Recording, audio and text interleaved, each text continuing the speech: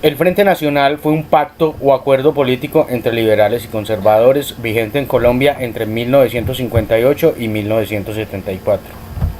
Por extensión, también se refiere al periodo histórico de dichos años. Las principales características de este periodo fueron la sucesión de 4 periodos de gobierno de coalición, la distribución equitativa de ministerios y burocracia en las 3 ramas del poder público, candidato presidencial elegido por acuerdo bipartidista, y la distribución igualitaria de las curules parlamentarias hasta 1968. El principal objetivo de este acuerdo político fue la reorganización del país luego del periodo presidencial del general Gustavo Rojas Pinilla. El mandato del general Rojas Pinilla se convirtió en un tercer partido capaz de desplazar a los 2 tradicionales.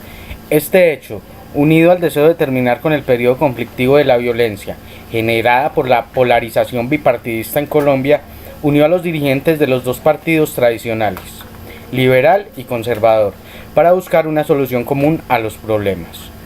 El liberal Alberto Lleras Camargo y el conservador Laureano Gómez firmaron el Pacto de Benidorm el 24 de julio de 1956, para dar inicio al Frente Nacional, en el cual los partidos se turnarían la presidencia y se repartirían la burocracia en los diferentes niveles de gobierno en partes iguales hasta 1974.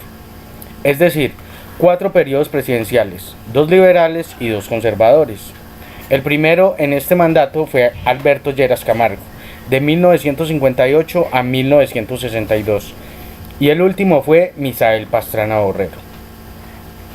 El Frente Nacional marcó el fin de la violencia bipartidista que aquejó a Colombia por más de un siglo y generó la desmovilización de algunas guerrillas liberales. Sin embargo, continuaron los problemas sociales, económicos y políticos. Surgieron nuevos grupos guerrilleros a causa del inconformismo y de los nuevos rumbos ideológicos que se movían en América Latina. En 1964 nacieron las Fuerzas Armadas Revolucionarias de Colombia. El 7 de enero de 1965, el Ejército de Liberación Nacional. En julio de 1967, el Ejército Popular de Liberación. El 17 de enero de 1974, el M-19. Posteriormente, en 1984, nació el movimiento armado Quintín Lamé.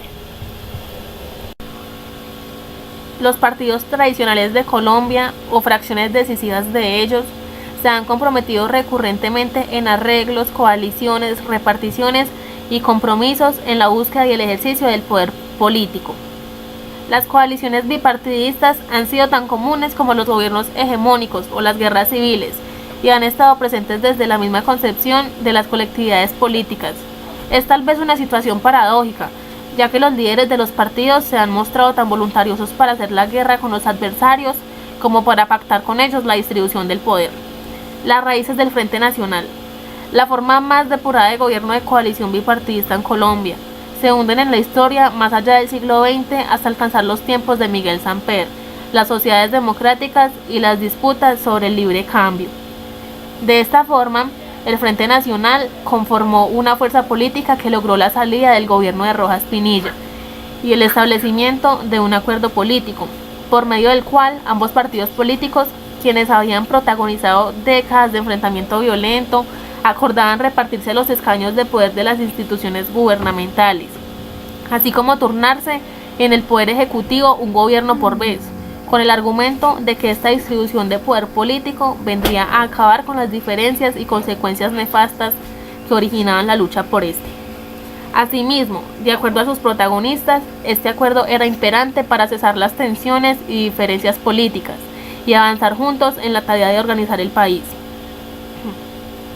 En este sentido, las fuentes históricas de este país suramericano destacan que entre las principales causas que llevaron a estos enemigos políticos acérrimos a olvidar sus diferencias y a unirse fue la aparición en escena del general Rojas Pinilla y la conformación por parte de este de un partido político que amenazaba en convertirse en la nueva fuerza política, desplazándolos definitivamente. A pesar de las esperanzas con las cuales se estableció este acuerdo bipartidista, lamentablemente para Colombia, en realidad la unión de estas fuerzas políticas no pudieron corregir las fuertes desigualdades sociales. El problema de los desplazados por la violencia política, la pobreza, el abandono de las tierras y mucho menos la violencia política como tal.